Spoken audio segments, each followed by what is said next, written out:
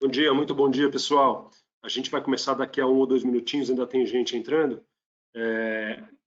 Já voltamos com a experiência do cliente no varejo. Até daqui a pouco.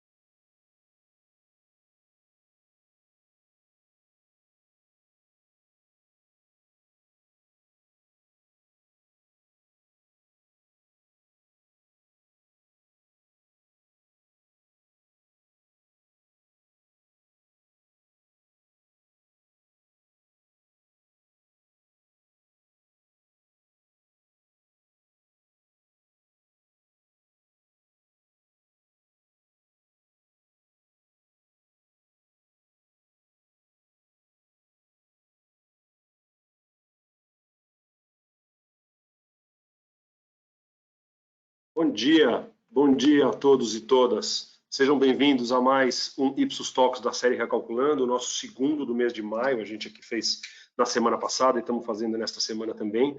Agora com um tema bastante atual, bastante contemporâneo, que é a experiência do cliente no varejo. Como sempre, nosso Ipsos Talks Recalculando vai ser dividido em 4 partes. Eu vou abrir com o cenário do mundo de hoje, como as populações estão se sentindo, algumas preocupações, em particular ligadas à experiência, à CX, ao consumo online e offline. Eu sou Marcos Cagliari, CEO da Ipsos no Brasil. Esse material que eu vou apresentar, ele vem do nosso tracking quinzenal, que a gente chama de Ipsos Essentials, que é um tracking feito em 28 países, inclusive no Brasil, desde fevereiro do ano passado, a cada 15 dias. Então, a gente tem informações bastante quentes, bastante frescas, que representam muito bem o pulso de como as pessoas estão sentindo nesses diferentes países. Uma grande massa de dados que a gente tem, e eu convido vocês, aqui a gente evidentemente faz uma curadoria das ondas mais recentes, mas convido vocês a nos procurarem caso haja alguma informação que vocês gostariam de ter e que a gente possa ajudar.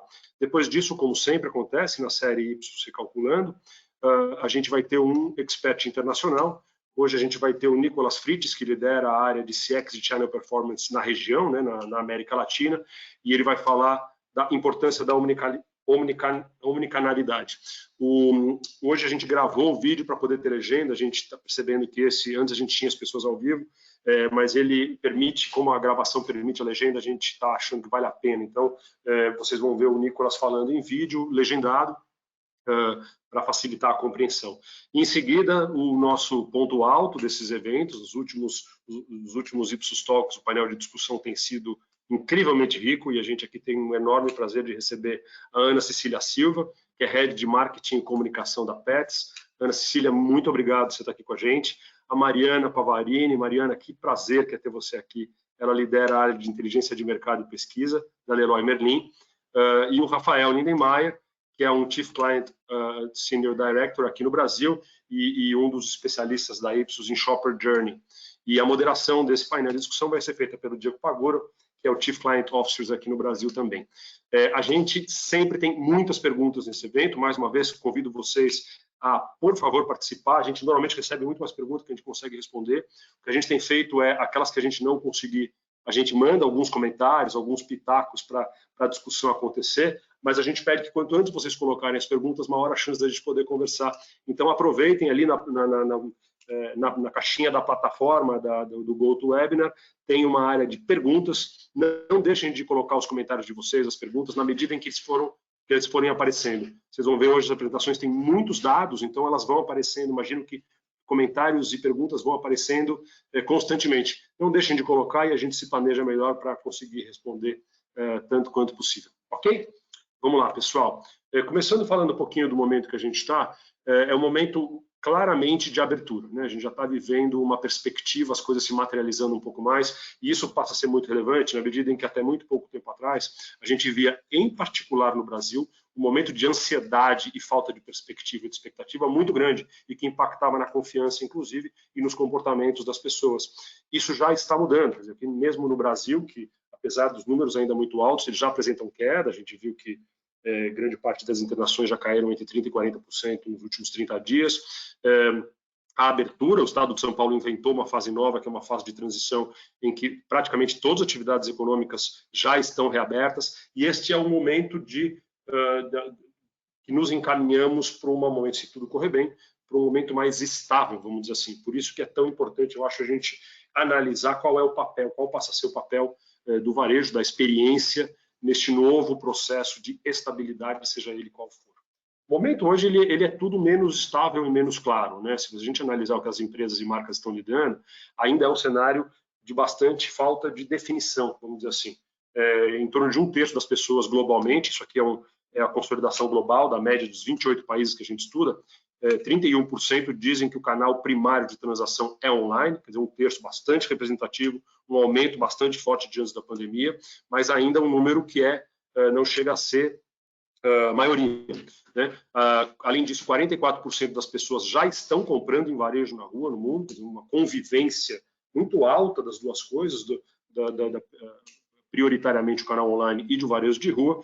E, por outro lado, 59% das pessoas globalmente tomam medidas para passar menos tempo na loja física. Qual vai ser o processo de experiência considerando esses fatores? No caso do Brasil, país particularmente atingido pela pandemia, esse número de pessoas que querem passar menos tempo nas lojas é ainda maior. A gente está falando de 71%. Vocês podem ver que é o terceiro país com maior preocupação no tempo gasto em loja de todos os 28 países pesquisados. Ou seja, isso é uma preocupação, né, que a experiência pode ser limitada e enfrentada, né, e proposta, dado essa condição aqui.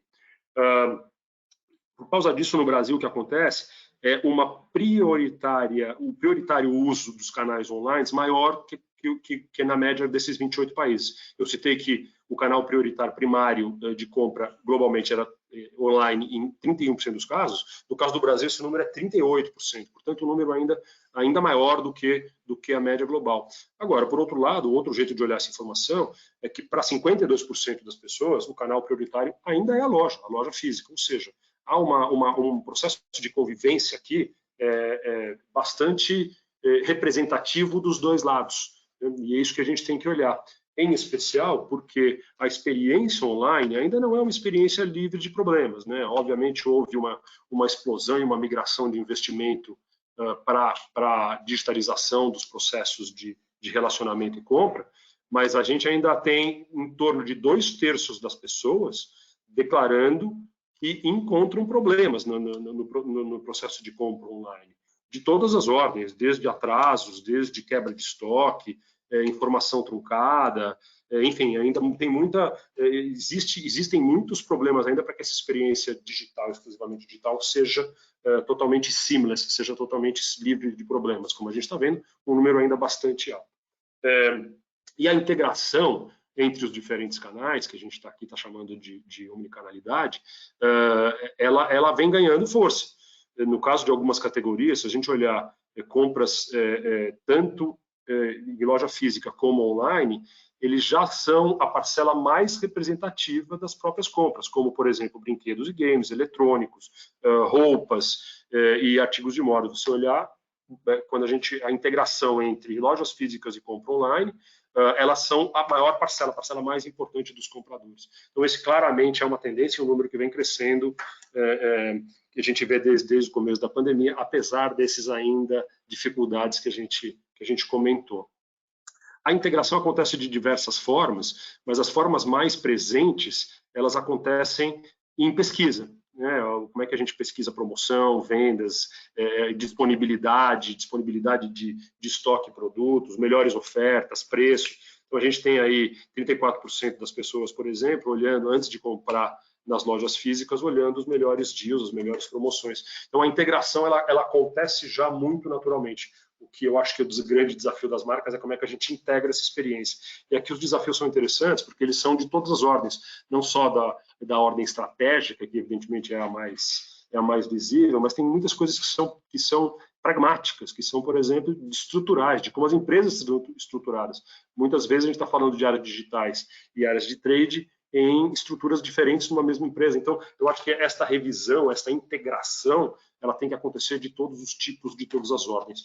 Em especial, em um momento em que a perspectiva de voltar a fazer as atividades, essa série de atividades aqui à esquerda, fazendo compra de supermercado, fazendo compra em shoppings, em varejos, experimentando roupa, por exemplo, ou comendo no restaurante, agora a perspectiva passa a ser realizar essas atividades no máximo em um período de 3 meses. Se vocês olharem pela primeira vez, desde o segundo semestre do ano passado, para 50% ou mais da população se vê fazendo essas atividades em até 3 meses. Quer dizer, as coisas ficaram um pouquinho mais próximas. A expectativa começa a acontecer. E isso torna essa discussão que a gente está tendo de experiência incrivelmente relevante para este momento. Acho que essa é o oportunismo deste papo que a gente vai ter hoje. Em resumo, eu acho que a questão da omnicanalidade ela transcende muito o desenvolvimento digital, que foi grande parte do foco das marcas e das empresas no começo da pandemia, mas agora a parte da integração das informações e da experiência passa a ser absolutamente fundamental. E é sobre isso que a gente vai falar hoje. Para isso, eu queria agora convidar o Nicolas Fritz, que através de vídeo vai falar um pouquinho disso para a gente. Como eu falei, vai ser um vídeo legendado para a gente aumentar a compreensão. Obrigado, pessoal. Até daqui a pouco.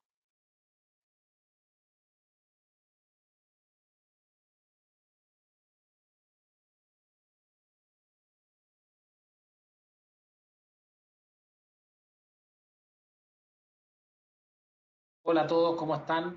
Y bienvenidos a nuestra sesión de Still Open. No todo es digital, no todo es online. Y que queríamos hoy día compartirles una vista, digamos, de las perspectivas de este nuevo viaje omnicanal y como la transformación digital ya viene avanzando fuertemente. Queremos darle una vista complementaria respecto del viaje de los clientes. En los próximos minutos vamos a estar hablando de eso, vamos a estar hablando del impacto que están teniendo las vacunas, el impacto que están teniendo las expectativas de los clientes de volver a comprar cara a cara y cómo esto se va contrastando con estas intenciones, digamos, de seguir comprando de manera digital. Nos hemos visto, nos hemos encontrado con estadísticas muy fuertes de cómo la aceleración digital ha avanzado 3 o hasta 5 años. 43% del mundo dice que está comprando mucho más seguido de manera digital, de manera online, a partir de la pandemia. Si miramos estos resultados y lo miramos en los distintos continentes, vemos claro que Norteamérica está liderando, pero Latinoamérica la sigue muy de cerca como el segundo territorio que está comprando mucho más online que antes. Este tema de la digitalización ha pegado muy fuerte acá en Chile, digamos, donde estoy yo, y tiene un impacto fuerte en el crecimiento de las aplicaciones y de los sistemas que te permiten comprar y llevar las cosas a tu casa. Pero también esto es una tendencia que está en el Reino Unido, en Malasia y en otras partes.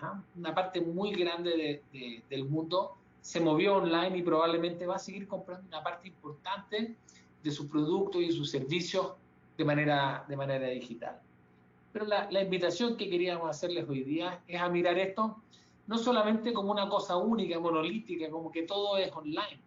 Un 54% de la población del mundo dice que, independiente de lo que han visto de manera digital, algunos de sus hábitos de compra en persona, en pequeñas tiendas manejadas por sus propios dueños, con el tendero de la esquina, siguen siendo importantes para ellos. Y en ese sentido, lo que nos vamos a poder mirar, incluso si lo abrimos por todos los países, hay territorios donde la gente dice que está comprando incluso más que antes de manera presencial en estos pequeños locales.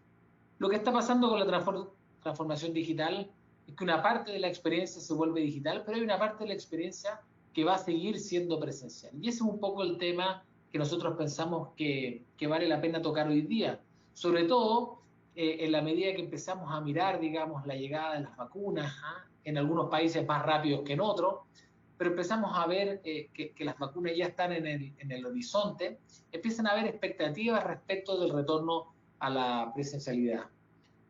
Nuestro think tank, en conjunto con KPMG en el Reino Unido, plantean que el cambio que ocurrió con los clientes de digitalización muy fuerte llegó para quedarse, pero que vamos a estar volviendo al trabajo, digamos, cara a cara prontamente, digamos, y que hay muchas personas que van a preferir, digamos, mantenerse en su estilo de vida digital, pero otros que quieren recuperar lo que ocurría antes. Y eso nos va a poner presión respecto de algunos canales que quizás hoy día se han quedado un poquito más atrás.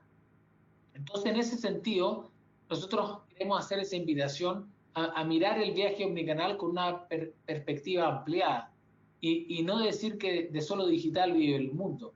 Es verdad que lo digital hoy día está driveando, digamos, la transformación, pero eso no significa que no van a seguir existiendo las sucursales, las oficinas, las tiendas, y que probablemente hoy día tenemos que mirarlos de otra forma. Si bien hace un par de años veíamos cómo todas las señales decían que el retail se iba achicando, menos tiendas, cierres, ¿no es cierto? Y hablábamos del cierre de los centros comerciales.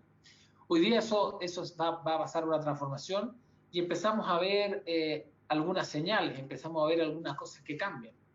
De alguna forma, el in-person va a retomar una relevancia que ha quedado atrás con la pandemia y empezamos a ver estas primeras señales, ¿no? Forbes muestra cómo Sephora está abriendo más de 60 tiendas standalone y está pensando en abrir más de 200 tiendas tipo shopping shop, que se establece hoy día como una nueva tendencia.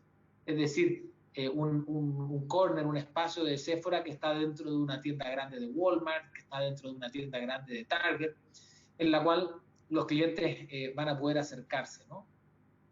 Apple está volviendo también a la apertura de tiendas, también shopping shop, y así como hace probablemente 12 meses veíamos cómo eran cierres y cierres, hoy día hay parte de la experiencia, sobre todo en aquellas compañías que necesitan de una componente de explicación y de interacción con sus productos que no la pueden llevar solamente al digital y que están buscando formas de retomarla en la medida que empezamos a ver estos brotes verdes en el espacio de la experiencia del cliente. Y en ese camino y en ese sentido, nos parece que hay tres claves que podemos compartir con ustedes hoy día en esta sesión. Uno, la importancia de la experiencia, ¿no? La importancia de la economía de la experiencia. La experiencia va a tomar innegablemente un rol más importante en la toma de decisión de los clientes y por lo mismo va a tener un impacto más fuerte en los negocios.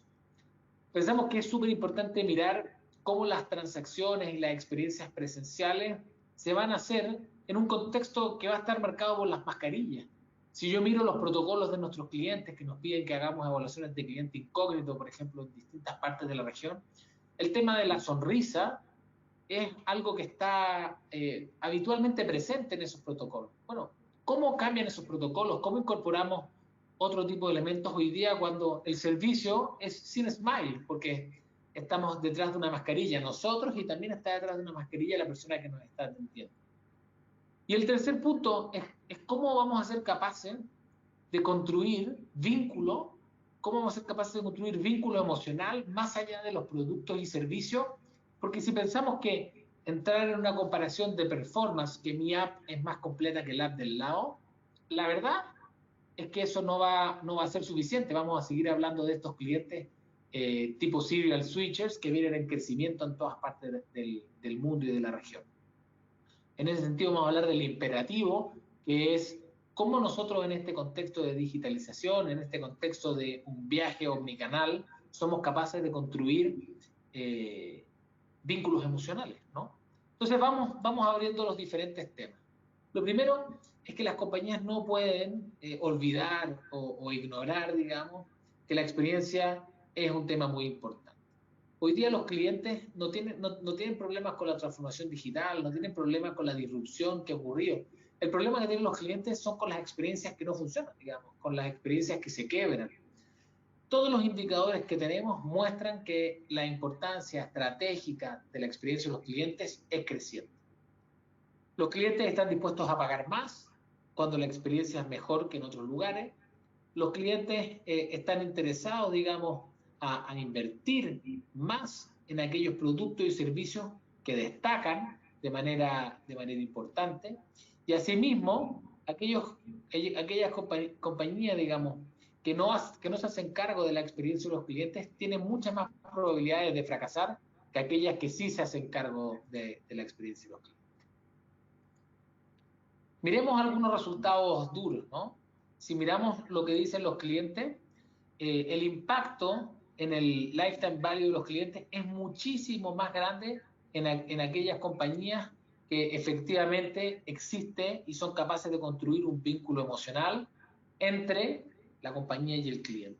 Apple dice que estima en cerca de 30 millones por año el impacto en que sus store managers inviertan 1 hora del día en cerrar el loop con los clientes. Es decir, cuando esos clientes que llegan, mandan la encuesta de feedback, tienen un problema, y ese store manager se hace cargo de esos problemas, eso les significa a ellos algo así como 30 millones, ya sea porque son clientes que no se fugan, son clientes que recomiendan, y que son clientes que su costo de servicio y de transacción es más bajo. Es decir, hay un retorno directo de gestionar la experiencia de los clientes. Y acá abajo mostramos un ejemplo de cómo una aerolínea fue capaz de demostrar que un punto de NPS para ellos significaba algo así como 30 millones de libras en revenue incremental. De nuevo, ¿haciendo qué? Cuidando las ventas en aquellos clientes que habían tenido problemas. Es decir, remediar problemas con los clientes en este caso ayudaba a que el NPS mejorara y significaba que esos clientes no decidían volar con otras líneas aéreas y tenían un impacto en el negocio. Construir experiencia en los clientes tiene impacto en el negocio y por lo mismo estamos hablando de la economía, digamos, de la experiencia. La economía de la experiencia y tiene que ver con esta idea, ¿no es cierto? Malas experiencias significa que los clientes se quieran ir. Múltiples transacciones significa la construcción de la relación. Y lo que nosotros vemos es que hoy día, independiente de cómo nosotros lo vamos a mirar, cómo estamos haciendo esa vista del journey completo, nos encontramos que hay un 78% de los clientes que dice que van a abandonar o que van a dejar de comprar en aquellas compañías que les entreguen servicios que no cumplan con la promesa, servicios que estén por debajo de la experiencia que estaban esperando. 67% de los clientes dicen que están dispuestos a cambiarse y probar otras compañías producto de malas experiencias. Aquí es cuando se convierten en los serial switchers, clientes que uno les pregunta, ¿y qué tal tu servicio? Anda bien. Y el del lado, anda bien también. Entonces, ¿con cuál te quedas? No hay un vínculo, te quedas con aquel que tenga la mejor oferta en ese momento y que empiezas a vitrinear, a cambiarte entre las alternativas que están disponibles. Y hay hasta un 42% de clientes que dicen que van a comprar menos o que simplemente van a dejar de comprar en aquellas marcas que su experiencia es peor que lo que les prometieron. Entonces uno dice, bueno, ¿qué está pasando? Digamos, ¿cómo seteamos hoy día la promesa y cómo somos capaces de cumplir la promesa? Esto es algo que pasa hoy día habitualmente en la región. Los resultados son claros. Si nosotros miramos los resultados en toda la región, digamos, en toda Latinoamérica y abierto por distintas industrias, hay un porcentaje grande de clientes que dice que su experiencia fue peor o diferente a lo que se les había prometido, ¿no? Cada vez que eso ocurre, esto tiene consecuencias que son importantes para los clientes. Entonces tenemos que cuidar cómo estamos entregando esa promesa. Si pensamos hoy día en el impacto que tiene la sonrisa, digamos, en nuestro inconsciente colectivo, cuando nosotros pensamos cuáles son esos generadores de empatía, para poder cumplir con parte de la promesa de cercanía con los clientes. Bueno, una de las formas en las que nosotros construimos empatía es a partir de la sonrisa. Y lo que ocurre es que hoy día nos vamos a encontrar en la vuelta, digamos, a las actividades presenciales o a las actividades presenciales que ya están funcionando, nos vamos a ir encontrando con muchos de estos mask moments, ¿no es cierto? Esos momentos que están marcados por las máscaras, por las mascarillas, y que de alguna forma esto va a seguir durando por un tiempo largo. Entonces tenemos que entender cómo vamos a hacer el servicio, que hoy día va a ser un servicio sin un smile, ¿ah? Y el impacto que esto tiene en la construcción del vínculo relacional con los clientes. Hicimos una investigación para poder mirar qué tan fácil era para las personas identificar las emociones correctamente con el uso de las mascarillas. Me imagino que ustedes lo han vivido, es difícil hacerlo, ¿ah? Y acá hacemos la diferencia. El enojo es la que tiene más alta categorización correcta con y sin mascarilla. Es decir, los clientes se pueden dar cuenta cuando uno está enojado, o la persona que te está atendiendo, uno se puede dar cuenta cuando el cliente está enojado, sin tanta diferencia como por ejemplo el disgusto, el estar molesto, el tener miedo o incluso la felicidad. Hoy día transmitir emociones a partir de las mascarillas es difícil. Y hoy día cuando estamos pensando en eso, nos damos cuenta que hay un impacto asociado a la experiencia a través de las mascarillas. Los clientes nos dicen, no me pueden escuchar bien, me cuesta entenderlo, muchas veces no estoy confortable en la forma, digamos, en cómo me relaciono con las personas del frontline. Y mi viaje de compra es menos placentero, es menos agradable, producto de esta experiencia asociada con la mascarilla. Entonces, hay una cierta conciencia, estoy consciente de si la tengo, no la tengo, cómo me veo, no sé, algo más de lo que me tengo que preocupar. Hay un impacto de la experiencia con mascarilla y por lo mismo nos obliga a nosotros a pensar en cómo mirar, digamos, estos momentos de manera distinta. ¿Cómo podemos mejorar estas interacciones? En ese mismo research lo que hicimos fue tratar de entender cómo podía ser más fácil, digamos, cómo podíamos simplificar un poco estas transacciones, estas interacciones, y nos decían cosas que de alguna forma parecen razonables. Hablemos más fuerte, ¿no? ¿Cómo cuidamos de hablar más fuerte? ¿Cómo construimos protocolos de hablar más fuerte sin que el cliente sienta que le estamos gritando? La importancia de la señalética, la importancia de letreros, de avisos, que informen cosas que antes probablemente eran explicadas por una persona. Por ejemplo, yo pienso en una gran tienda de retail, el manejo dentro de los pasillos, que es algo que típicamente uno le puede preguntar a alguien cómo llegar. Bueno, quizás hoy día necesito más información para poder hacerlo por mí mismo. El gestionar la paciencia, ¿no? La paciencia porque pongámonos en el lado de los colaboradores que están con mascarillas detrás de un plexiglas. Es difícil entender a alguien que está al otro lado y que probablemente está con un teléfono también. El cómo vamos a construir protocolos que se hagan cargo de esto es una cosa importante. Cosas como la música, ¿ah? Vamos a tener música on-site, la música afecta a nuestro entendimiento. Bueno, la verdad es que tenemos que pensar en ir optimizando estas experiencias y aquí nosotros queríamos dejarles algunas de las claves. Por ejemplo, todo el tema del lenguaje corporal, cómo nosotros podemos incorporar claves y protocolos en nuestro servicio, en nuestro estándar, en el cual el lenguaje corporal pueda complementar la comunicación verbal que hoy día viene tapada con una mascarilla. La importancia del contacto, digamos, visual. ¿Ah? Es distinto estar hablando con un ejecutivo, por ejemplo, en un banco, un cajero que está mirando hacia abajo, que está mirando la pantalla, que además está hablando físicamente apuntando hacia abajo, que con alguien que se toma el tiempo y te mira a los ojos. Por ahí podemos ir trabajando eso. La voz, la rapidez, quizás yo hablo muy rápido, quizás tengo que hablar un poco más lento. ¿Cómo nos hacemos cargo de eso, de los acentos, ¿no? Y en último punto, cómo nosotros cuidamos el ambiente, digamos, los visual aids, los posters, la información que está en las ventanillas, todas aquellas cosas que pueden ir complementando la experiencia. Y pueden ser algunas de esas claves. De todas maneras, lo que tenemos que hacer es que tenemos que entender que la experiencia no se construye solamente con un buen performance funcional. La experiencia no se construye solamente con que los servicios funcionen correctamente y que la transacción salga, llamémosla, sin inconveniente. Tenemos que ser capaces de acortar esa brecha que hoy día la pone, digamos, el coronavirus, acortar esa distancia, para poder ir mirando cómo la experiencia va a ser una combinación de algo funcional y algo relacional. Eso es el secreto, digamos, de las fuertes relaciones. Y cuando les hablo de relacional, no piensen solamente en el corazón y en el amor, sino que piensen en variables como la disposición a perdonar. Piensen en la importancia que tiene, digamos, o cómo ustedes mismos se relacionan con compañías que a veces tienen problemas, y si ustedes están dispuestos o no a perdonarlos en función de su relación fuerte que han construido con ellos.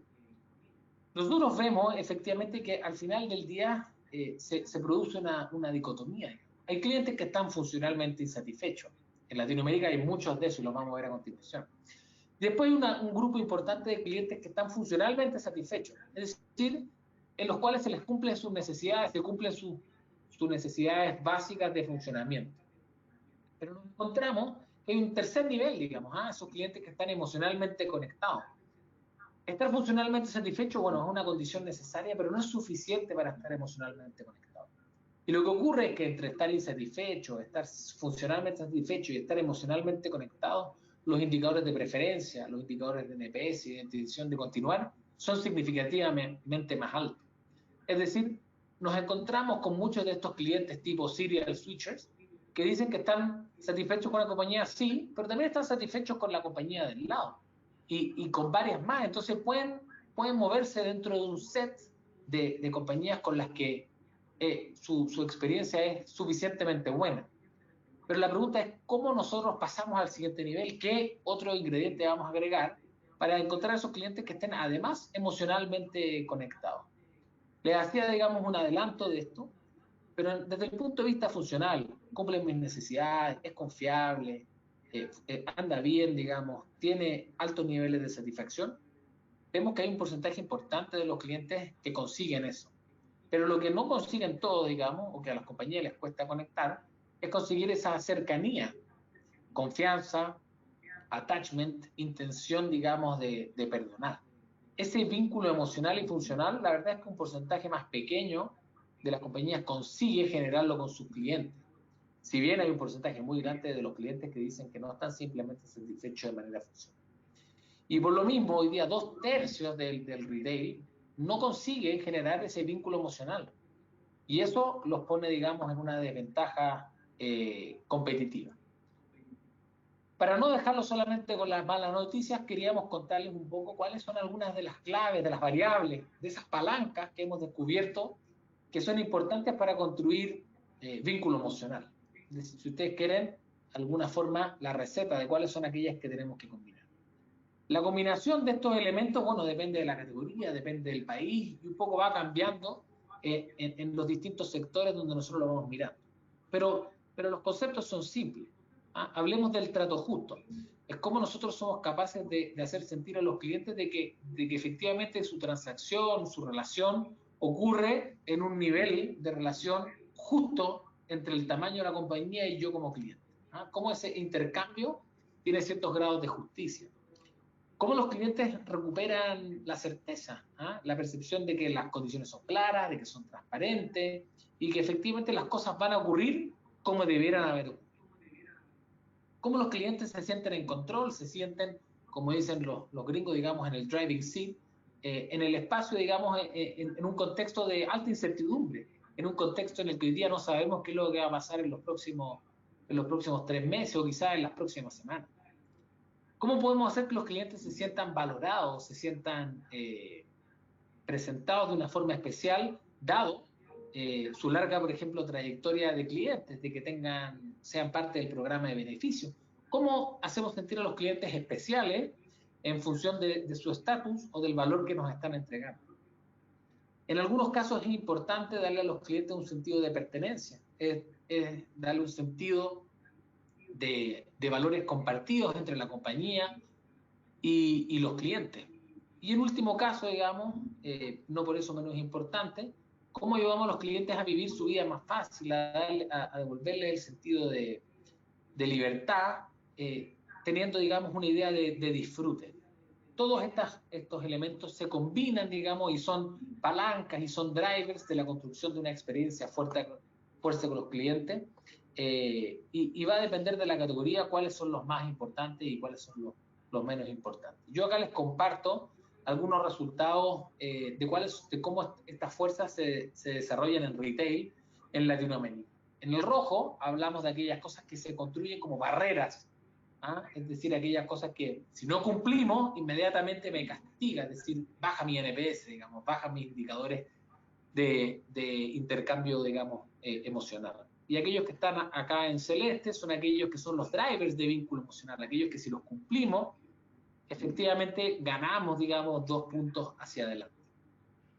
Es interesante cómo el fair treatment, el control, están al tope, digamos, de la escala en Latinoamérica, son aquellos de más alto impacto.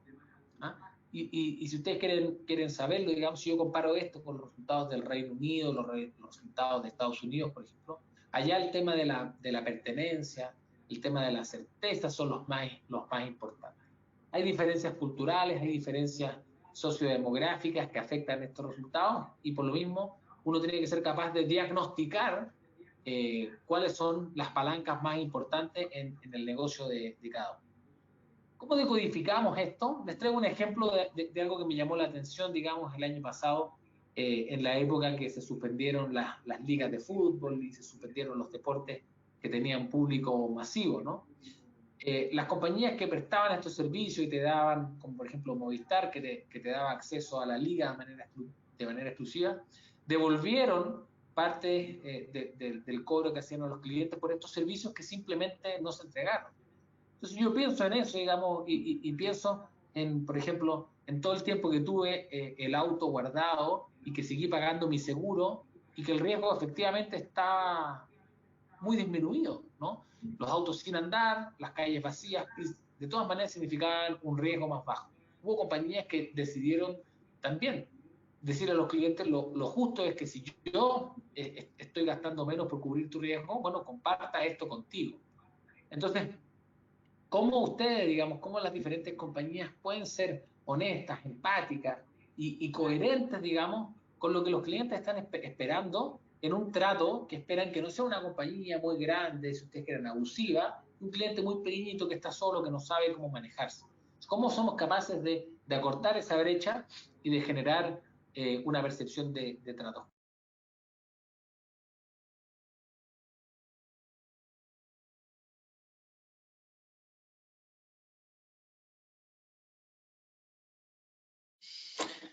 Bom, pessoal, bom dia, tudo bem? Eu sou Diego, para quem não me conhece. Muito interessante aí a conversa com o Nico, o que ele trouxe também, um pouco de né, globais, regionais também. A gente vai dar início ao nosso debate, antes de chamar aí os nossos convidados também, que são parte importantíssima do nosso painel. Eu só queria lembrar para vocês que a gente utiliza muito as perguntas que vocês possam ter em relação ao tema que está sendo debatido, né?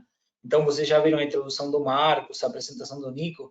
Vocês têm aí uma caixinha de perguntas, onde vocês podem colocar a pergunta que vocês quiserem fazer, tanto para a gente quanto para os convidados, lembrando que é a Ana da Pets e a Mari da Leroy Merlin. Vocês podem colocar a pergunta ali, a gente vai pegar a pergunta, trazer para o painel para debate. Então, pode ser agora, pode ser ao longo do debate, pode ser no final também, quando a gente abre esse espaço para as perguntas. Mas fiquem à vontade de colocando, normalmente tem várias perguntas, então a gente vai ter que talvez fazer algumas escolhas. Então, talvez first in, first served, não sei.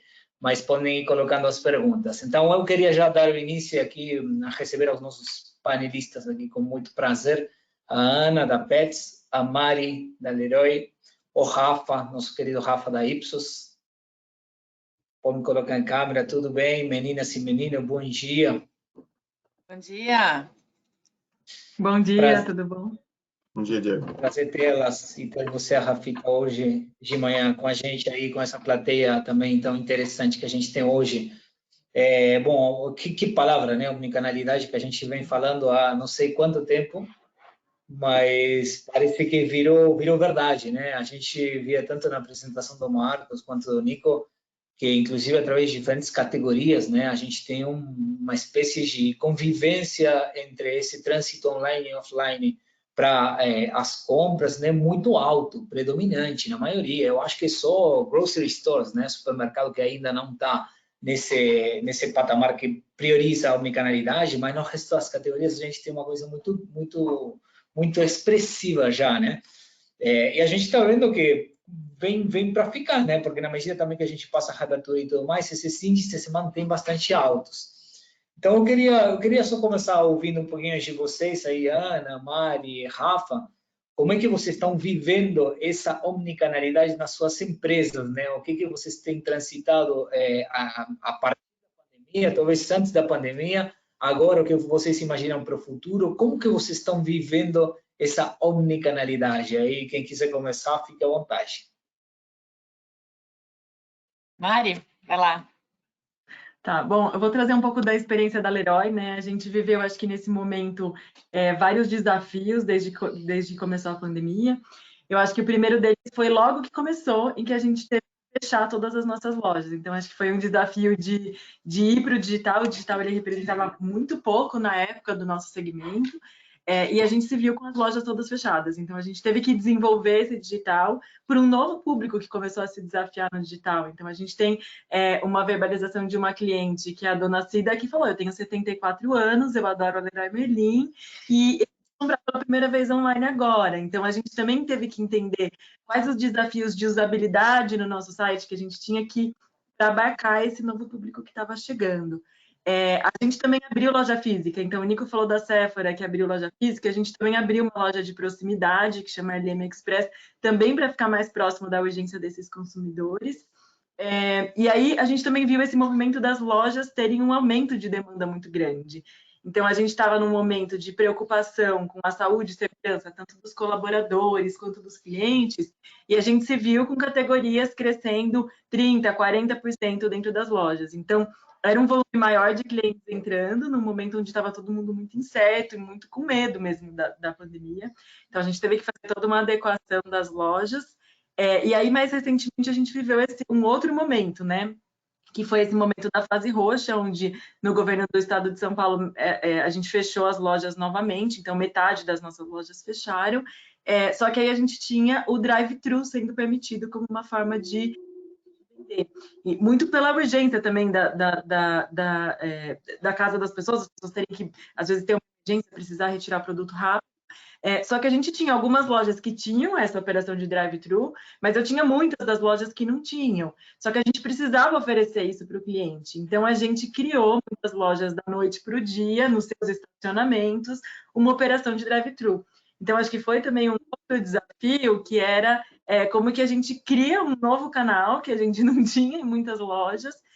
A gente usou muito para se aproximar desse consumidor nesse momento, entender também como que ele estava vendo. Então, a gente conseguiu ver lojas que já estavam fazendo uma experiência para o cliente muito positiva, e ela ajudar as outras lojas, como que essas outras lojas podem se inspirar nela para fazer essa operação funcionar, o que faz mais sentido, se é colocar o vendedor ali na frente, já entendendo a necessidade desse cliente que chega no drive-thru. Então, tipo, isso ajudou a gente bastante. Mas acho que foram momentos que a gente vê que essa pandemia ela não é linear, né? A gente às vezes pensava que ia ser assim, não, a gente vai passar pela pandemia, todo mundo vai ser vacinado e a gente vai ter um e aí a gente desconstrói tudo isso, assim, acho que essa omnicanalidade até de novos canais que surgem, ela mostra que é muito mais complexo, assim. Então, em vez de você tentar, às vezes, adivinhar quanto que vai ser no online, no digital, no futuro, às vezes a gente tem que se conectar com esse consumidor para a gente conseguir entender genuinamente qual que é a dor daquele momento, e daqui um dia pode ser que seja outra dor, outro canal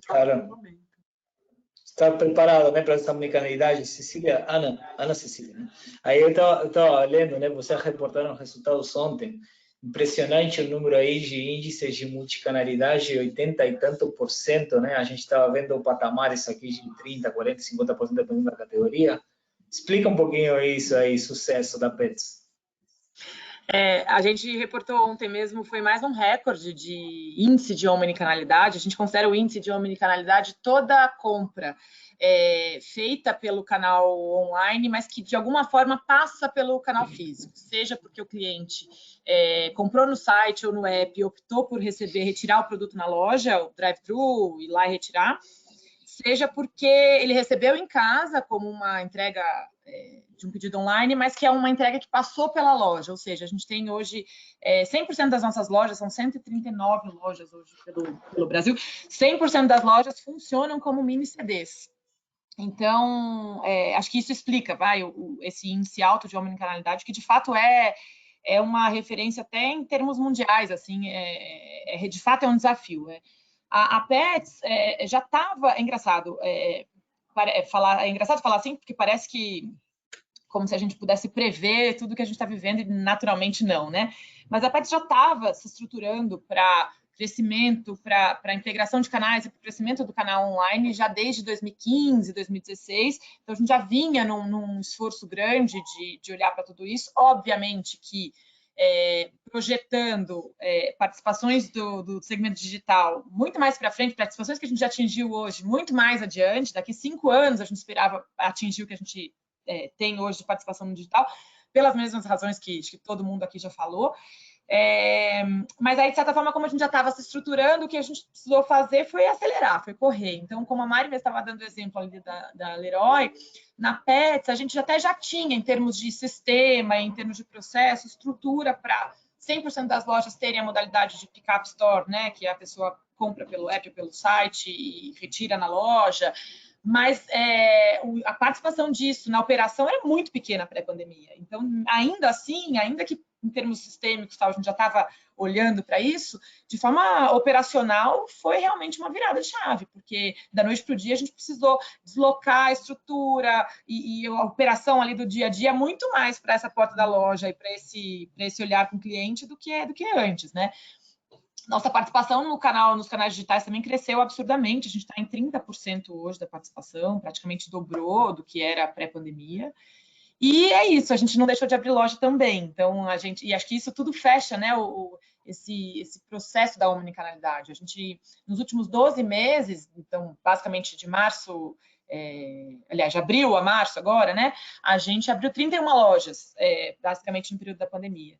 31 novas lojas. Esse processo de expansão física da Petz faz parte do processo, né, óbvio, de planejamento de longo prazo da companhia, mas é fundamental para o digital funcionar. Então, a gente fala muito que quando a gente abre uma loja nova, o nível de serviço do digital cresce também, né, sobe também. Então, soa paradoxal, né, num primeiro momento, mas a verdade é que um canal não deixa mais de... não existe sem o outro, né? Claro. Rafita?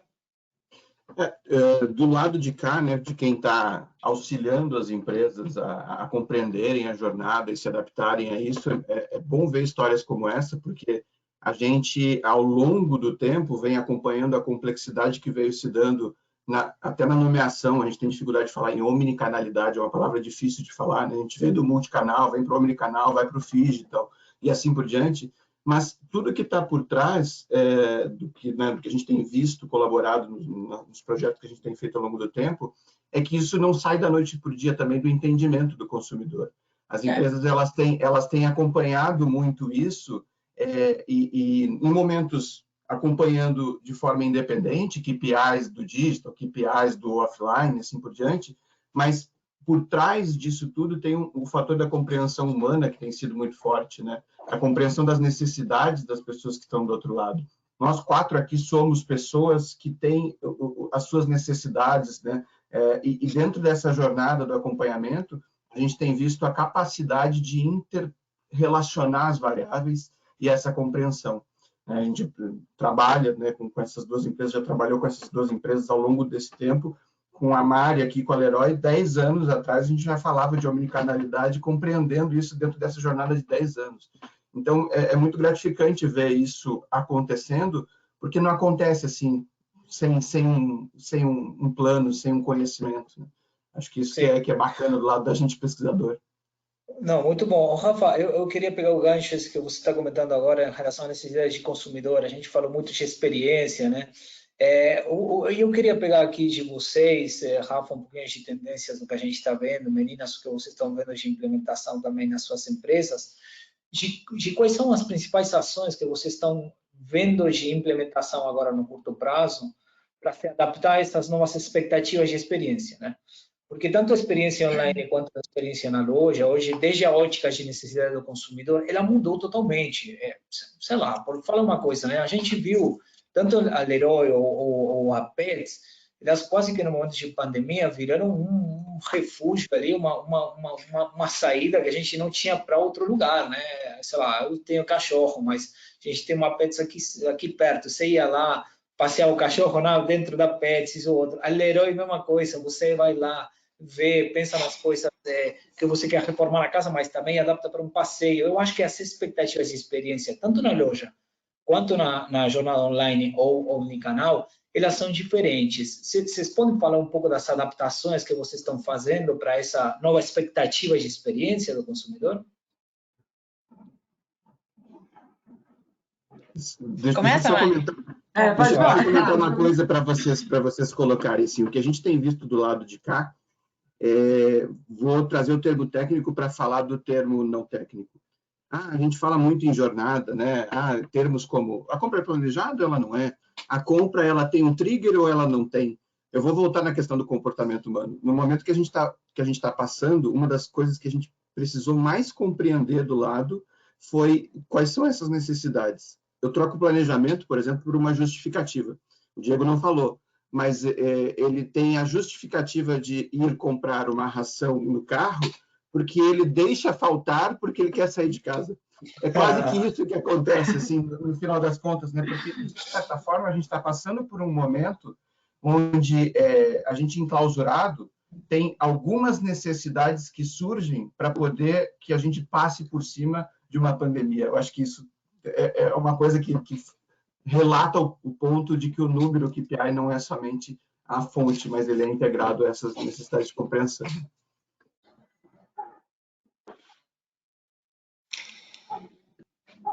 Vamos lá. Vou começar então, Mari. Bom, Na Pets, acho que Rafa, o que você falou é muito verdade. A gente vê a Pets, ela é considerada serviço essencial, né? Então, salvo algumas situações em que de fato a gente fechou por decretos municipais e teve naturalmente reduções de horário de funcionamento das lojas, a gente como serviço essencial não fechou. E aí, sem dúvida, a gente mais do que nunca foi refúgio de tutores. Então é muito comum, já era comum e agora é mais comum ainda ver tutores indo fazer a compra, sei lá, de uma ração, de algum produto mais recorrente, mas leva o pet na loja, é aquele passeio com o pet, ele vai fazer o passeio na loja. Tem algumas lojas, tem bastante loja nossa que tem um espaço que a gente chama de pet play, que é um playground mesmo para o pet, você soltar ele ali, ele brinca, faz uns exercícios, tem uns aparelhos para o pet se exercitar. E está sendo super utilizado, né? O tutor vai lá, é o momento dele espairecer, sair, talvez ver um pouco de gente diferente e dar essa volta com o tutor. Uma pena que o cachorro não responde pesquisa, né? Se ele respondesse, certamente ia sair muita coisa boa de revelação aí.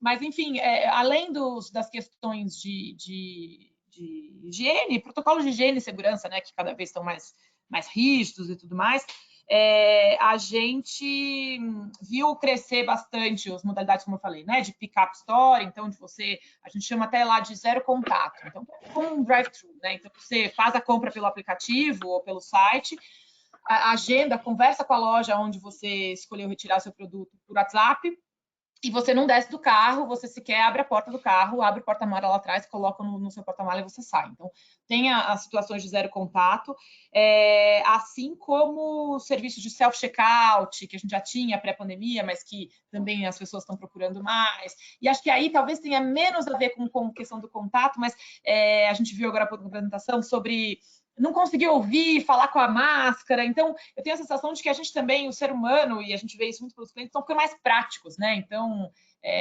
até procuram a loja pelo entretenimento, pelo prazer de estar ali dando passeio, olhando uma novidade na gôndola, mas está muito mais pragmático. Então, isso também mudou. Agora, a gente teve um aumento muito significativo de download de app, do nosso app também crescendo, por causa das pessoas que acho que não querem realmente sair de casa, né? Aumento do número de assinaturas. Então, Diego, você que em vez de ir para Pets, talvez seja desculpa de deixar acabar a ração para ir passear na Pets, mas tem muita gente que é o contrário. E aumentou o nosso número de assinatura, de assinantes. Então, assinantes são clientes que assinam um determinado produto que compram com recorrência, então isso aumentou em quase 20%, 19% das nossas vendas, acho que hoje, vieram de assinantes em março. Então, esse número tem crescido. Por outro lado, nessa mesma linha de pessoas que não querem ir para a loja, a gente tem a nossa rede de centros veterinários, né? A marca chama Seres, que é a nossa rede de centros veterinários. A gente passou a fazer um atendimento em casa também, então veterinários que podem ir para casa, para você não ter que se deslocar até uma clínica e levar o seu pet para alguma avaliação, alguma emergência que você não tem certeza, muitas vezes você não tem certeza se você tem que levar, não tem que levar, isso é grave, não é grave. Então, tanto o atendimento em casa, quanto um serviço de teleorientação, que a gente chama também, que o tutor pode se conectar com a gente por vídeo, faz a gente não trata como consulta, porque, de fato, é uma orientação, né, tecnicamente falando. Mas, mediante o que o tutor passa ali para o médico veterinário, ele orienta o tutor se isso é importante investigar, se pode dar um tempo, fique tranquilo em casa, não tem necessidade de você sair. Então, acho que essas adaptações a gente precisou fazer também. E eu estou indo e voltando, mas agora voltando para a loja física de novo, tem uma iniciativa relativamente nova que a gente está implementando, está terminando de implementar, a gente sequer chegou a comunicar ainda massivamente, mas já está em implementação em loja, que é um trabalho de curadoria, de conteúdo para o tutor. Então, você, sei lá, tá numa gôndola com uma série de brinquedos ou rações para o seu pet, e você quer mais informações sobre aquilo ali.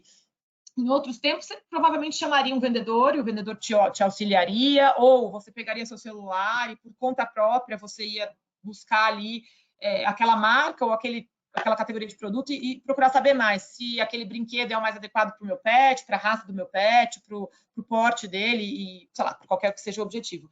E a gente está desenvolvendo uma iniciativa em que tem QR Codes em cada etiqueta de produto, um QR Code. E esse QR Code, quando você aponta a sua câmera para ele, vem informações muito mais completas, uma curadoria mesmo, orientando, então, a respeito daquele consumo. Então, se você está refletindo sobre brinquedos que vão estimular o seu pet para um determinado desenvolvimento, para um determinado objetivo, você vai ali apontar o QR Code na seção de brinquedos, né, na etiqueta do preço daquele brinquedo que você está considerando, e vai vir informações da indicação dele, para que ele é mais indicado, que cuidado você vai ter que ter, que objetivo você vai atingir com aquilo, e vale a mesma coisa para as próprias vidas, né? A gente viu também um número muito grande de adoções e talvez de pessoas assim, acho que buscando novas companhias, e os pets acho que têm um papel importante. Então, também era um conteúdo que, puxa, será que para o ritmo de vida, para o estilo de vida que eu tenho, eu devo adotar um gato, devo adotar um cachorro? Será que eu posso ter um peixe em casa ou peixe não é para mim? Então, são orientações como essa que a gente está, de forma digital, trazendo esse conteúdo, essa curadoria para o cliente. Acho que a gente, de certa forma, enriquece muito, né, o repertório ali, a experiência na loja em si, de uma forma segura, né? Não, sem esse contato que talvez num primeiro momento de pandemia a gente recuse. Isso, então, mas a gente está tentando. Você dá opção, né, também. Você acaba facilitando, exatamente. Você não está forçando ao próprio aí, tutor também a ter uma experiência obrigatória como antes, né? Eles têm mais opção. E é tudo um teste, é tudo muito novo, né? Então, a gente está fazendo tudo isso, mas a verdade é que nem a gente sabe ainda o nível de adesão, se vai fazer sentido ou não, né? Acho que o que não pode parar, né? Muito bom. Mas é legal isso que a Ana traz de mudança de comportamento. Acho que a gente também é muito reconhecida como a Disney dos adultos, né? As pessoas falam.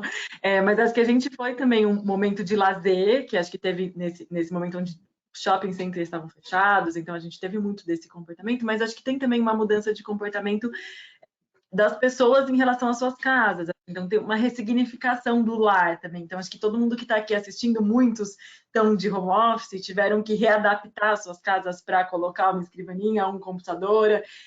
Muita gente pintou uma parede porque não aguentava mais ficar em casa olhando para a mesma ou também trouxe plantas para dentro de casa. Então, a gente tem esse olhar novo para o lar, que a gente também tem um acompanhamento assim de será que como que fica esse comportamento, como que vai ficar isso pós-pandemia. Então, acho que isso também aumentou, essa ressignificação do lar aumentou a ida das pessoas tanto nas lojas quanto no site. Acho que, como a Ana comentou, acho que a gente tem várias coisas que a gente fez, tanto de aumentar a retirada de mercadoria, aumentar o serviço ter esse novo serviço de drive-thru. Esse serviço, por exemplo, que foi temporário, tinha muita gente que falava, trazia para a gente nas lojas, mas eu fui, não tirei minhas crianças do carro, foi ótimo, continue com ele. Então, acho que a gente tem esse entendimento de o que fica e o que não fica nesse pós-momento. Acho que tem essa coisa do canal de televendas e o WhatsApp ter crescido muito, então atendimento também, no momento onde você tem que fazer um projeto, que o cliente quer mostrar a planta dele da casa, então acho que a gente também tem esse contato. Também essa omnicanalidade de você usar o digital dentro da loja, a loja do digital. Então, você falou do QR Code, Ana, acho que a gente também tem essa coisa de você ter mais informações do produto no momento que você está com a loja. A gente até lançou uma busca por imagem, então você consegue tirar uma foto e ver os produtos que são similares aqui, então que também facilita na loja. E aí, acho que quando você fala dessa coisa mais emocional, eu acho que também está muito relacionado não só na venda em si, mas como que você também ajuda as pessoas nessas dores que elas têm. Então, por exemplo, a gente começou a fazer muitos vídeos e tutoriais de faça você mesmo, porque as pessoas não querem contratar um serviço dentro de casa, elas estão inseguras quanto a isso. A gente sempre já teve muito disso, mas a gente ampliou ainda mais essa ajuda das pessoas de, sei lá, queimou eu preciso trocar, o encanamento estourou, eu não sei o que fazer, mas eu não quero chamar alguém para minha casa. Então, acho que a gente também entra nessa relação do consumidor, não só uma relação de compra e venda, mas uma relação também de ajudar ele numa dor que ele tem nesse momento de pandemia, assim. Então, acho que esses vídeos e tutoriais foram uma coisa que cresceu muito, como que a gente ajudava as pessoas e em tudo, assim, tanto de emergências quanto, tipo, sei lá, meu hobby agora é planta, eu amo plantas, me ajudem, eu não sei nem por onde começar, sabe? Então, eu acho que esse lado também. Acho que o consumo de conteúdo mudou, né? Desculpa. O consumo do conteúdo eu acho que mudou também. Não sei se por uma questão de tempo e disponibilidade das pessoas ou por hábito mesmo, mudou o hábito, né? Se eu chamava um jardineiro antes, agora sou eu que cuido das plantas e ainda encontro prazer nisso, né? Não, total. Eu penso muito que esse período também de pandemia e essas adaptações, principalmente da omnicanalidade, para mim tem duas vantagens importantes. Uma que é realmente a democratização do acesso ao nosso serviço, produto, que for. Como vocês falaram, né? A gente vê novos entrantes em categorias, a gente vê perfis diferentes consumindo, né? A gente dá acesso através, por exemplo, de entrega, que antes as pessoas nem pensavam, a áreas do Brasil que antes a gente não conseguia atingir, porque não necessariamente trabalhava dessa maneira. Então, eu acho que essa é uma. E a outra vantagem é que você consegue, através dessas ações que vocês estão falando, aumentar muito a proximidade, né? Ou seja, você tem outros momentos para a tua marca interagir com esse cliente consumidor, né? Antes, um momento que talvez estava limitado, o momento da experiência, da compra, hoje você consegue entrar nessa jornada em muitas mais ocasiões e momentos, né? Ou seja, agregando valor. Então, acho que, assim, o pessoal aqui está curtindo pra caramba essa conversa, tem assim, comentários dos conceitos que estão vindo, que estão sendo muito bons e tudo mais.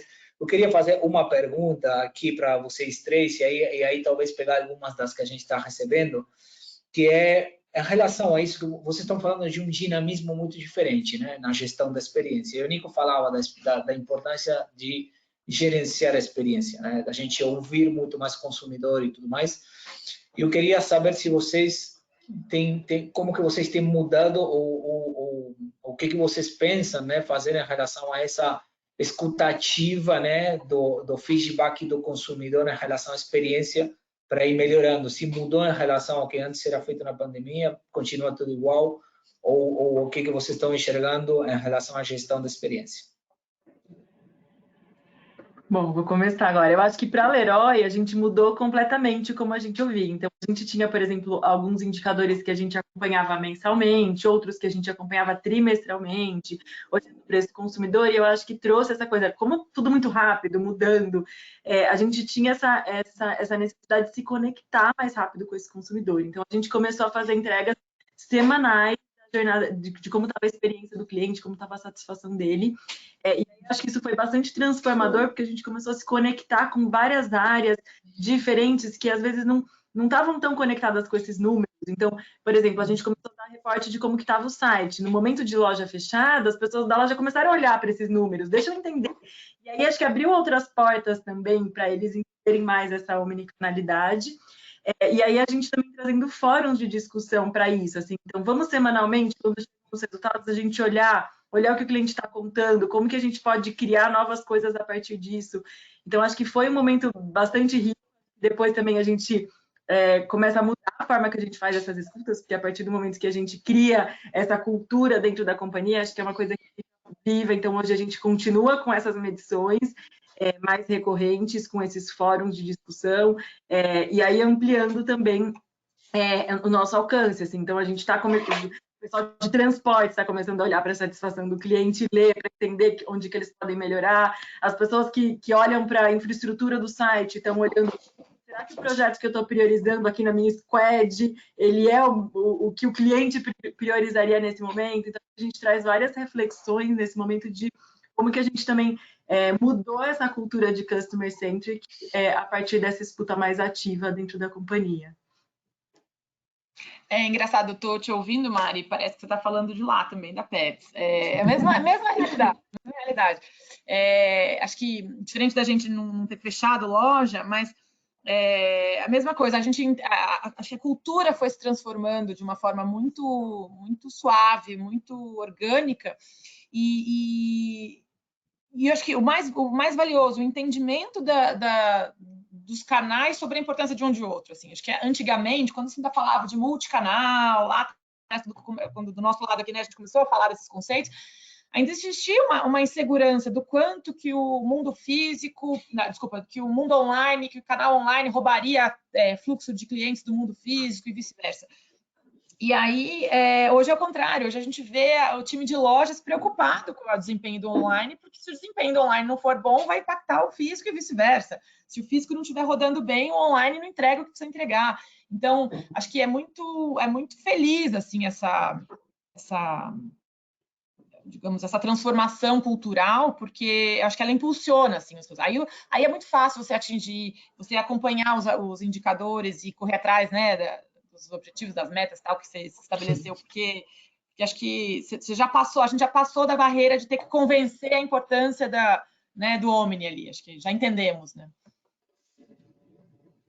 Eu acho que do lado do nosso lado de pesquisador aqui, né, de quem está respondendo a pergunta de negócio, isso cada vez mais permite a união do conceito, né, de promessa e expectativa, do vínculo entre o conhecimento dos indicadores de marca com os indicadores de Customer Experience. Ou seja, o Nico falou muito ali, né, no CX Forces, que é uma das narrativas que a gente trouxe no ano passado, dos componentes que estão ali, que vinculam emocionalmente o consumidor. A gente pode compreender melhor quais são esses impactos do vínculo emocional com a experiência, e a gente tem feito muito essa união, né, de estudos de marca, né, de tracking de marca, junto com estudos de Customer Experience, para compreender como essa promessa e essa entrega estão se vinculando para poder acionar mais rapidamente. Então, a gente tem aqui duas pessoas, né? Uma responsável por inteligência de mercado, outra responsável por marca, ou seja, a gente tem visto isso nas companhias cada vez mais, a união desses núcleos, né? E trazendo a operação junto para poder compreender melhor ainda as ações que podem ser feitas lá na ponta, principalmente no varejo. Excelente essa conexão. Eu vou começar aqui abrindo com alguma pergunta também agora do público. Eu acho que é muito conectado com o que vocês estão falando agora em relação à questão mais funcional, emocional, de alguma maneira.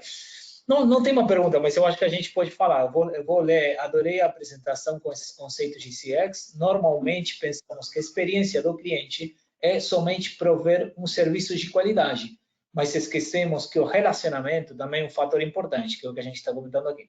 Um ponto importante agora, no uso das máscaras, que eu percebo, é a entonação da voz, né? Essa interação com o vendedor da loja e tudo isso. O jeito que alguém fala conta muito. Então, não tem uma pergunta, mas eu queria ouvir para vocês, como que vocês estão trabalhando com os vendedores aí, as pessoas, os atendentes na loja e tudo mais. Eu acho que é super conectado com o que o Rafa também comentava em relação a esse fator emocional, né, que a gente consegue colocar na experiência de compra. Eu acho que isso é fundamental. Acho que tem uma série de protocolos. Acho que tem os protocolos de higiene sanitários básicos, mas acho que tem um protocolo, sei lá, atitudinal, comportamental que as marcas precisam olhar. E eu acho que a gente arriscaria dizer que a trancos e barrancos e aprendendo, né, na prática, o brasileiro tem uma virtude aí acima disso, que é o calor humano, o contato. Então, eu acho que até instintivamente a gente vê muito isso no atendimento nas lojas, esse cuidado, essa preocupação, esse carinho. A gente, no nosso caso, a gente tem, como eu já falei, né, os tutores costumam ir muito às lojas com o próprio pet. Então, a equipe já é treinada a saber acolher, a saber apoiar, eventualmente, uma necessidade que ocorra ali na loja. Mas eu acho que, nesse aspecto, o calor humano brasileiro ajudou a gente, né? Acho que... eu acho que é uma coisa interessante pensar assim, nesse negócio das máscaras. Eu acho que é como que as pessoas se adaptam para isso. Eu acho que no começo foi mais difícil, porque é tudo muito novo, e aí eu acho que as pessoas vão encontrando formas de melhorar essa relação. Acho que uma coisa que a gente discute também muito lá é como que a inclusão e a diversidade com o uso de máscaras. Então, tipo, você tem pessoas que às vezes usam a leitura labial de um funcionário que está vendendo e agora você tem a máscara usando. Então, acho que são discussões que vêm que são interessantes. Às vezes a gente não tem soluções ainda para elas, mas eu acho que a gente pensar como que a gente também se preocupa com isso dentro do negócio. Acho que mudança do linear da loja aconteceu, então como que a gente também traz mais comunicações lá para a gente também diminuir essa necessidade do vendedor, esse papel do vendedor. Então, tipo, como que ele apoia um pouco nisso. Então, você já ter os produtos lá reposicionados de uma maneira diferente, tá reposicionados talvez com o que você vai comprar e os produtos que são complementares para aquilo. Então, ajuda de alguma forma nessa compra que não precisa ser mais tão guiada. Então, tipo, ajuda nesse autosserviço das pessoas. Acho que com o self-checkout a gente tem uma ampliação do serviço de self-checkout nas lojas, mas eu acho que é isso, assim, acho que esse calor humano todo mundo sente falta, acho que as pessoas continuaram indo para a loja também por isso, assim, de ter essa relação, mas eu acho que ainda tem um desafio ainda para a gente entender de como que essa relação também evolui nesses outros aspectos. Conforme essas coisas vão ficar, né? Tem uma coisa que a gente falou, né, de aqui do lado, a gente falou muito sobre em Channel Performance, sobre a necessidade de avaliar os protocolos implantados dentro das lojas, né? E acho que o que a gente traz aqui também é o que é protocolo por protocolo e o que é relação por relação, né? Quantas vezes a gente, por exemplo, né, comprimento do soquinho, vai ficar o comprimento do soquinho? Ou no sul a gente vai tomar o chimarrão, cada um com a sua cuia e não vai compartilhar mais? A gente já entendia os Brasis por Brasis, né? Eu acho que essa compreensão também de como eu me adapto a essa relação para que o calor não perca, encontrar o caminho, né, para que a gente possa continuar próximo, promovendo aí a relação da marca com o consumidor, é super importante. Muito bom, não, é verdade, o chimarrão, o soquinho, mas é tudo, né? Tudo, de que maneira a gente vê os protocolos de uma maneira um pouquinho mais humana, no final das contas, né? Meninas e meninos, a gente está chegando no final, incrível como o tempo voa aqui. Eu queria, tem mais perguntas aqui da plateia que a gente, o que costuma fazer também, depois pega, a gente responde para quem não deu tempo de responder em off, né? A gente vai e manda a resposta, não, também se alguém tiver mais perguntas e tudo mais, pode continuar postando que a gente vai levar depois para frente isso. E meio que para encerrar, eu queria pensar um pouquinho quais são os desafios que vocês estão vendo, né? Eu acho que não é desafio hoje, pensando na economia, eu acho que o resultado da Petz está sensacional. A Mari estava falando da Leroy, ou seja, em termos também de vendas e tudo mais, a gente vê uma retomada e uma ressignificação de muitas coisas que estão por trás dos negócios de vocês, que estão fazendo, né, as pessoas investirem também nas categorias que vocês tocam, mas quais são, vocês acham, os principais desafios ou o principal desafio aí para os próximos meses, para os negócios de vocês? Acho que agora é na linha... Desculpa, Mari, vai primeiro. Não, pode falar. Então, acho que na linha do que o Rafa estava falando, a gente descobrir o que fica e o que volta, se é que volta, né? Há quem diga que não existe mais volta, né? Sim. Agora é para frente. Porque eu acho que é isso. De certa forma, a gente, ainda que nos testes todos, com os aprendizados, aprendendo ali na prática, né? Na vida real, eu acho que a gente também vai subindo um pouco a régua, né, a barra da experiência com o cliente no final das contas, né? E de certa forma, com todos esses recursos de crescimento de digital, a forma da gente medir, acompanhar os resultados também tá relativamente mais fácil, né? A gente tem mais dados, a gente tem mais evidências concretas para poder acompanhar essa evolução. Então, a tendência é que a gente suba essa barra. Acho que o que fica de desafio é entender o que vai ser supérfluo, o que vira a nova premissa de qualidade do cliente, né? Que até então a gente pode estar encarando como um plus ali, uma tentativa, vamos ver, quase que um bônus para o cliente, começa a virar um standard, né? Então, acho que é entender essa nova expectativa, assim. Acho que a gente também tem isso, assim, o que fica e o que não fica, principalmente dessa coisa da casa com o consumidor, né? Vai continuar essa relação quando esse momento de pandemia começar a ser flexibilizado, as pessoas saírem, então acho que tem esses desafios. Acho que tem essa pergunta da omnicanalidade também, aonde que a gente deveria continuar sendo relevante como canal, ou todos esses canais que a gente em algum momento também trouxe para o consumidor. E eu acho que essa coisa também de como que a gente continua se relacionando com esse consumidor e como que a gente não perde essa capacidade, essa flexibilidade de inovar rapidamente. Então, acho que a gente tem essa inovação rápida, assim, então, coisas que a Ana comentou, acho que a gente também vê dentro da Leroy, assim, o que estava no nosso planejamento de 5 anos, a gente fez em uma semana. Então, eu acho que subiu a régua do negócio de, assim, é possível, sabe? É possível se reinventar, é possível trazer coisas novas e fazer as coisas acontecerem de uma maneira muito rápida. Então, acho que traz uma mudança transformadora na organização de como que a gente também sabe que é possível fazer coisas que a gente não imaginava que era. Então, acho que isso também traz esse novo momento para o futuro de como que a gente continua com esse DNA de se reinventar e de fazer acontecer olhando muito para o consumidor. E acho que para complementar o que a Mara está falando, acho que olhando um pouco para dentro do balcão, assim, mas que reflete para os clientes, talvez pré-pandemia a gente tivesse certos planejamentos e certas ambições muito bem planejadinhas, né? Então a gente quer chegar lá em 5 anos, tal. Bom, agora a gente teve que chegar em 5 dias e foi o que deu. Esse foi o que deu, obviamente que não é no sentido da gente diminuir o nível de serviço e o cuidado com o cliente.